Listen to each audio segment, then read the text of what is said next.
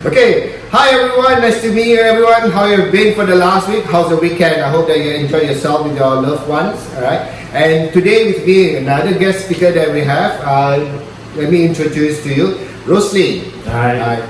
Thank you for coming to this session. And how you been? It's been some time that we last met, man. Yeah, I think Yeah. it was last year. No, 2 years. 2 years, yes. When I was in hospital. Oh, Yeah. yeah. Hey, what happened? Sorry, you were in hospital, yeah. Was down with pneumonia. Okay. Just before COVID. So luckily not during COVID. Right. So everything is fine now? Yep. Okay. So by the way, Rosalie, what are you doing now? Generally, or what's in your business? Okay, I'm doing events. Okay. Corporate business, corporate events. But once in a while I still do weddings. Okay. Yeah. Since COVID, I think just like any other business, you're really affected, right? Yes, 90% down. 90%. So what's the 10%? What kind of business do you do? Hybrid events, Okay. but hybrid events don't make really that much money as normal physical Right, events. right. But there's at least some events that you're doing. Yes. Okay. How long have you been doing this? I think since poly, back then already I was started Wow, doing entrepreneur since you were a student. Doing then, I think if you know me back then, I really do a lot of events back then. Okay, yeah. From poly days in the union and so forth. Yeah. So all the while, it's been 18 years. This year will be my 18 years. Wow, 18 years, 18 good years.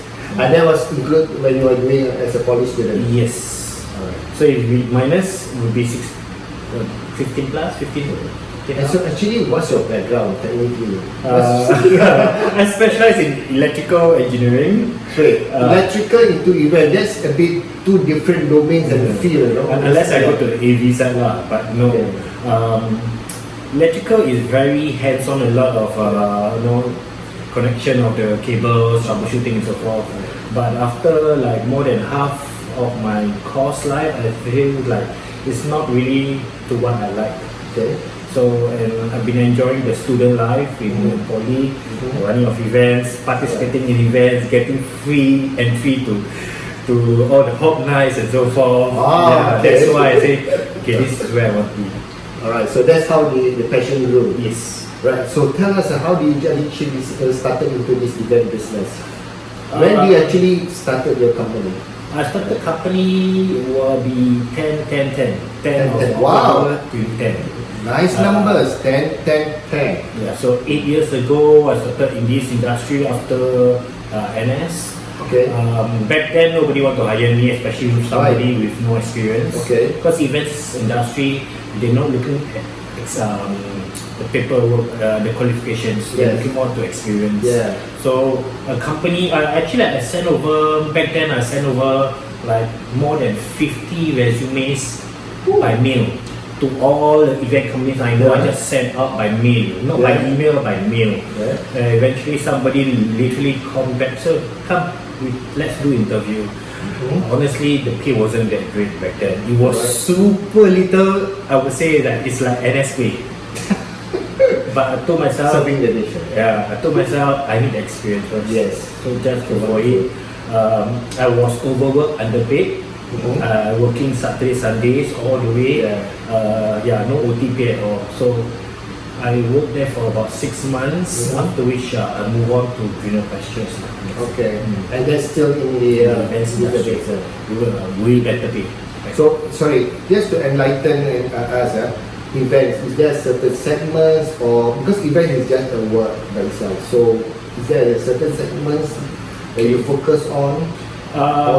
Maybe it's corporate events. You can do from like the basic will be your road shows and your event dance. This is the basic all event companies do. But after that, you will progress to much more better experience like conferences, your launches, campaigns, and so forth. I would say currently my company is focusing on a lot of campaigns, launches, and what they call like conference in that sense.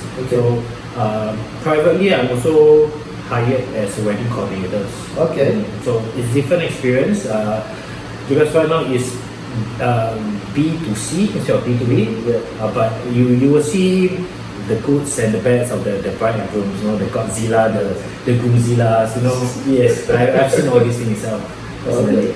We'll come to that wedding part because we'll be interested to know very different. But in your initial years, what were the highlights in the initials of growing your company?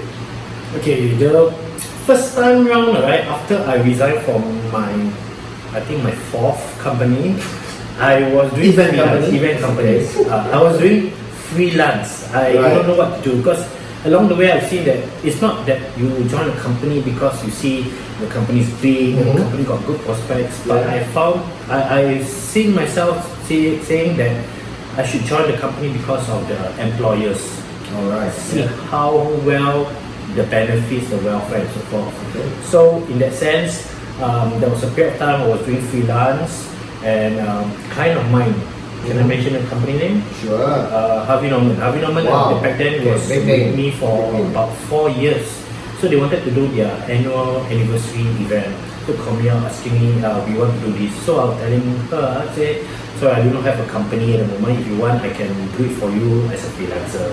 So that's when they tell me that why don't you open your own one and we'll support you. And at the same time, you also offered your office to me also, remember? Yeah, that decided to mention. Yes, alright. It was a pleasure to have you. Yeah. So it is from there that it actually inspired you to set up. Yes, I got support from like yourself and my clients who say they will support me. Of course, I need a big break, a company or a client who will give me a very big break in order to achieve that. And actually managed to do it within the third month. OCBC Bank reached out to me and they gave me a $250,000 project to do. Whoa. That was within 3 months. Okay. So there was something happening for me in a sense. Of course. I'm sure that what really inspires you to do the things after that. Because it gives you that kind of vote of confidence, right? Especially for a new startup. Yes. So, talking about yourself, what were the challenges initially setting up this event company where you had? I wouldn't say contest because I've been in this industry back there for more than 5 years. So I had the contacts with me. It was merely the support of, let's say, to start a company, the office space, set up the whole infrastructure, how to get the true, in terms of full-timers and so forth, who can I trust?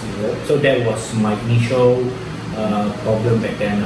But I would think, in terms of clientele, I guess it helps that I came under Request for a while. The first less than a year. Tell me what. So honestly, if we I didn't know. You didn't know. Okay, as a startup, right, majority of our clients don't really believe in us. They will say, you're very new, you don't know what you're doing, even though you've been in the industry for some time. They don't give you 100% support. But if you're coming in as, let's say, a sister company, you have somebody at the background who helps you in that sense. When you introduce yourself, my parent company is this and so forth. They've been around for over 10 years.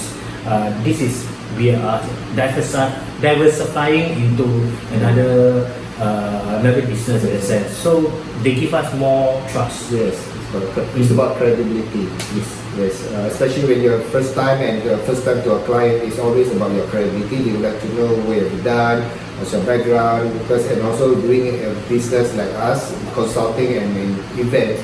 It's also whether you're strong enough financially or how big is your team. They will look at that, alright?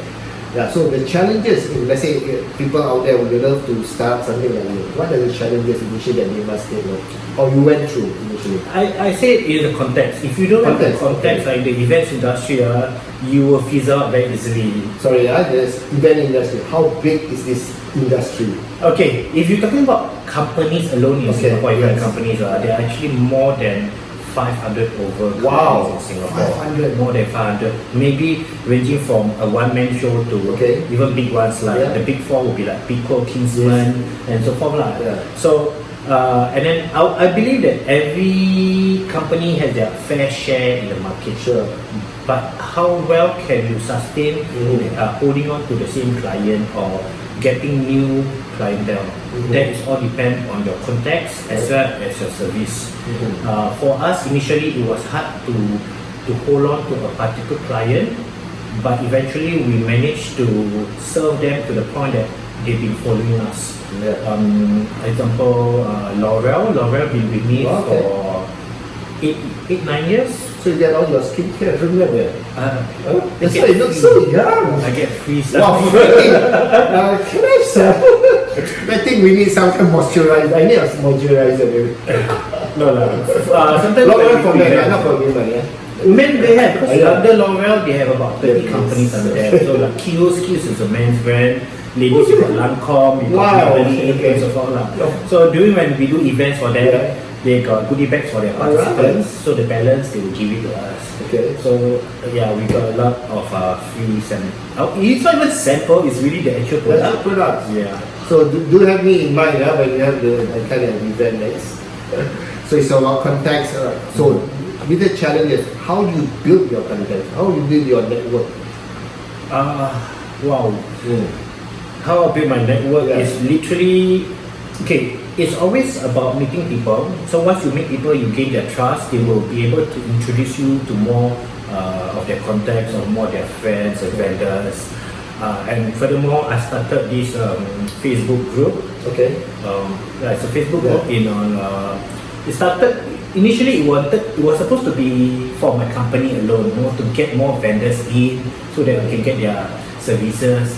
But it wasn't growing a lot more to what I expected. Then I had a more reflection and I said, okay, let's open it to all the event companies. There's one I think I chanced upon it. What's the name? Event Support Singapore. Oh yes. So I started Event Support Singapore from just about less than 50 packs. But now we had about 800 plus, if I'm not wrong. So it's a lot of event companies, support companies, whether from your backdrop, your AV and so forth. So free play where they can advertise their services, their equipment. Then anybody who needs to reach out to them can do so. And anybody who wants to ask a question about where to get these, how much, and how to troubleshoot, you can just post a question.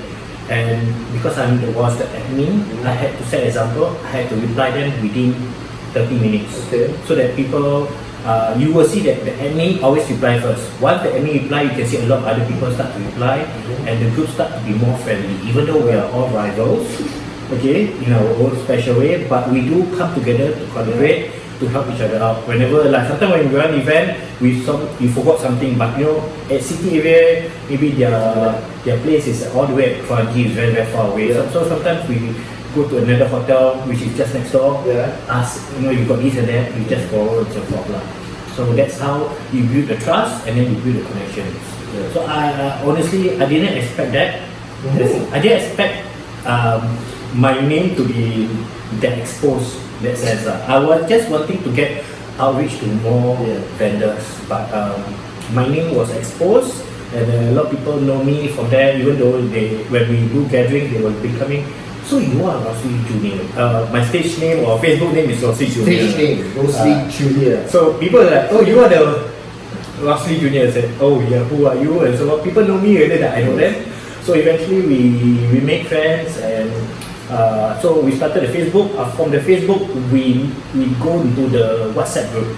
So WhatsApp group is much faster response. When we post a message, people quickly reply and so forth. So eventually, WhatsApp group, too many people, now we go to Telegram already. So in terms of the groups we have on Facebook, we have the other one, the Masters of Ceremony, which is the MCs and event companies. We've got the DJs have got 2 different Facebook groups and so forth. So even though like I mentioned, all our rivals, at the end of the day, we are one big family. We try to help each other out, especially the freelancers. Especially in this today's time, when the COVID, everyone is affected with freelancers. What's the one really challenge when you try to get, you see competitors, we also have, as consultants, we do have that. So what's always the apprehension that they have coming together? Because you're my competitor, So what is the apprehension that they have? Coming together and work with you? We have instances where the event managers are freelancers and also full-timer event companies. Okay. So if let's say I have an event, I need more stage hands or event managers to help me out, I can get these freelancers, Right. or I can get a full-timer. Yes. But some companies, they are very wary that we are getting a full-timer, they may steal the client away. Okay, so I had to start something different, which I started 2 years ago. Another one more alliance among the event managers, show callers, stage managers, you name it what you call the term itself. Yeah. It's called show callers. Callers with the callers. Okay. Okay, not the call, but callers. Because the show callers, when we are in duty, we wear suits. Right. So that's why it's called sidekicks sidekicks in callers. Wow. In a sense. So it's alliance with event managers, freelance and full time. So anybody can reach out to them, hire their services. So a few of us have been doing it on a regular basis, whether it is corporate events or weddings, private functions in that sense lah. And I'm always very, I will tell them, whatever you do, never contact the client directly if ever. Okay, there's always the client who contact. So we are not the middleman. So if anything, you need to ask the event company to reach out to them. But we do have companies who directly go to show callers, ask you to run the shows. So we'll be friends with them. We will run the show. Okay, if you want any other logistics and so forth, we will introduce an event company or another support company. Then you pay them directly. For us, it's a professional fees that we charge upon, and depending on what type of event. How the reception for these show callers? Quite good, I would say. There's one particular event company that has been supporting show callers. I would say in the last 2 years, they've been with, I think they've engaged us like about 6 times at least.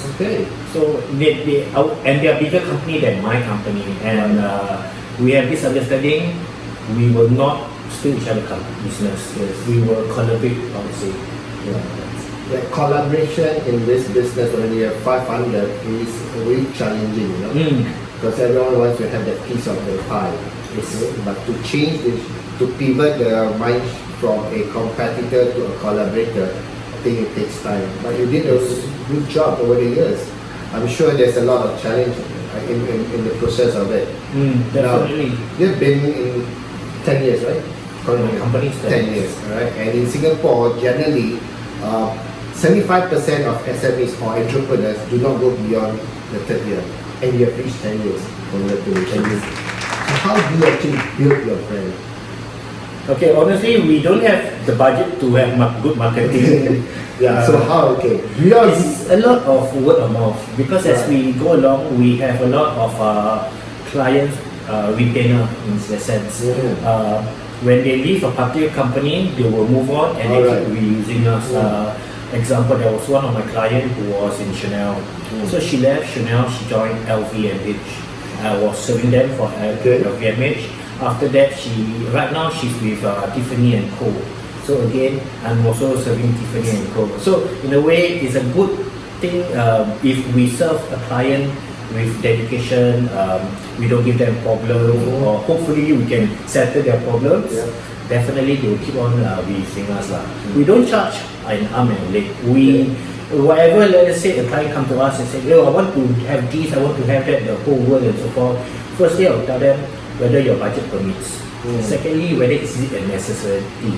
Okay, if your job is, if your objective is just to for branding purposes, I'll tell them what you can do that maximize their money. I won't agree to them. They want, I want a very, very big backdrop. I can see 1 kilometer away. I will say, of course, I will want that. Good money, of course. But I'll tell them, I don't think it serves the purpose in that sense. Okay, so I will try to maximize. I will say, okay, why not we go smaller? The money you can do something else. Why not you channel into this part and so forth to help them. And I always emphasize on the event management. Most companies, they will say, we have event management, but when it comes to actual event, you can see only a few people running the show. And it doesn't serve a purpose when you're charging event management fee to a client. When we charge event management fee, we will tell the client, even during the registration, you're not even there. You are there on that day during the pre-cocktail area, mingle about, drink, have fun, etc. Let us absorb all the stress, so that when even dinner time, you sit down, any problem there, I'll come to you. You don't go around giving people lucky draw prize and so on. No, nothing. Everything is all settled for life. Unless of course they tell you, okay, I cannot pay you that much. Maybe you can pay a bit. Okay, then you do this part here, I do the rest. Okay. So it's more not just managing. So from what I see, it's more like us also. You're becoming an event consultant. You can say that. Event consultant. I hope not. Or Consultant. confuser. I think this is another step. You're just not as managing, but it's more as an event consultant, providing the advice and being honest about it. I think that's what customers treasure. And from what I see and from your sharing today, I think it's not just the company. People trust the people that they deal with, so they actually follow you along as you go, because you have built that brand. And actually, the brand, think about it, it's you. It's you. You're like an artist. Wherever you go, there'll be a followers. Your followers will be. So I think it's great. Yeah, I mean, very similar. I think that's why and we have a lot of similarities here, but you cannot just depend on word of mouth. On top of that, what else do you do in terms of building up your brand? Okay, at the moment, like I mentioned, the only marketing we do is on Facebook. Okay, it's literally a lot of and widening our network. Okay, whether professionally or even privately, when we meet up with family, friends, and so forth, trying to reach out to them. Friends are very more receptive. They will say, "Oh, my company has this and that. Maybe you want to try and reach out." So they connect us together in a sense. In terms of professionally, I just joined. Can I mention about? I also joined BNI to widen out my business circle. To get to know more of the entrepreneurs and the SMEs. So we have the SME portion and we have the big size corporation that we service in a sense. So it depends on what type of events they are looking at. Okay. Right. So now with the COVID time, how we actually manage to sustain the business? Okay. Across the board, the whole Singapore, the events industry, we've been down by more than 50%. Okay. A lot of my clients back then, they postpone the events, postpone until this year also. They still asking me how is it. I said, we already paid for the venue already. How? So we can do up to 50 packs and then segregate to different zones. We can do hybrid events. We have been doing hybrid events as early as I think June. Wow. But the demand back then, even during the circuit breaker, wasn't there. Most of the hybrid events, you will see a lot of auction, people doing auction, selling their stuff and so forth. But in terms of companies wise, they started to go a lot of hybrid at phase 2. If I'm not wrong, it's in July. So, and at the start of July itself, just before circuit breaker, Laura reached out to us already. Said we want to do info series for all our hairdress salons. So that was our first one for phase 2. So every month we've been doing something. In November, we did under Sports SG, it's called blended events. As a hybrid, they call it a blended events. It's the same theory. It's the same theory where you still have physical audience, participants, and online participants. Potato. Similar but the same product. Correct. But their participants are more, because it's a sports event, so it's a lot of action and so forth. So the SMM is also different in that sense, because when you have, normally when you queue up, you have to queue up 1 meter away. But when you do a sports element, it's a 2 meter apart. So we created this longest Zumba relay in Singapore. How's it? Okay. So Zumba relay. You know Zumba, the dance and so forth. So we had pre-event, 3 weeks pre-event every Saturday, Sunday. It was done at Downtown East. Okay, we had 50 packs segregated to different zones. So it was beamed live onto Zoom. So those who cannot go to downtown East, they'll do it on Zoom. So we had 2. And then on the actual day, which was 14 November, Deepavali, the event was at OCBC Square outside Kallang Wave. This is the tricky part because we are doing the longest Zumba. Yeah. Okay. We prepare ourselves for a 7-hour marathon. How to do it in such a way there's no breaks in between. Okay, and you cannot expect people to keep on doing the same thing over and over again for 7 hours without break. So I devised in a way that the stage is in the middle. Okay, we had 2 zones, left and right. So the first zone, after they register safely, what QR code, you got all the temperature taken, they'll be at the holding area. Nobody can reach them. So 50 of them divide into 5 per zone. So 5 per zone. Once their time is ready, they'll be ushered into their respective zones. Again, 5. Okay, trainer goes on stage in the middle, face zone A, like you are zone A. Start for half an hour. Right. In the 20 minutes, the other zone will be open. So a new batch of people coming to my back. So as soon as the 30 minutes is over, the trainer just turn around. Okay, let's start with the new one. So when you start with the new one, 20 minutes later, this one will come in. Oh, right. It will keep on going. There's no stop in between. We cannot have a stop. That is one of the criteria. Because of the rules set by the Book of Records, we must have 15 packs. Right, 5 per half an hour. Right. So the challenges is what happens if somebody absent or somebody is late. So there are times when we have to pull a participant, a member of public. Seriously, they said, okay, we got goodie bag for you. Really, the goodie bag is worth more than $200. And thanks to Laurel, most of them.